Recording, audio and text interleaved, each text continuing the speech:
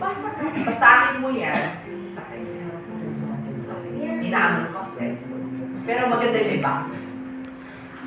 Dear Kay, papasalan kita dahil mahal kita. Ilayog lang muna, ikaw notice ko makasama sa pagkanda. Mahal na mahal kita sa mga gamag sa akin at mahalin at taligado kami na magiging natin at panawain lang natin ang isa't isa sa Hindi yung paano mo. Sabi natin siya. Sige, melok, naman.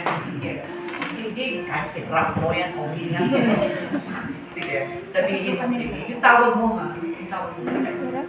Dear babe, papakasalan kita kasi mahal na mahal kita.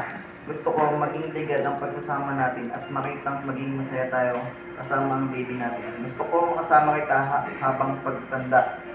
Babe, kahit anong pagsubok ang dumating sa atin, gana natin at suportahan natin ang isa't isa para kay baby. At maging mabuti magkasama. Alam mo, dapat tatanungin ko kayo kanina, bakit di pa kakasal? Kasi, sinagot ko yun. That's very good.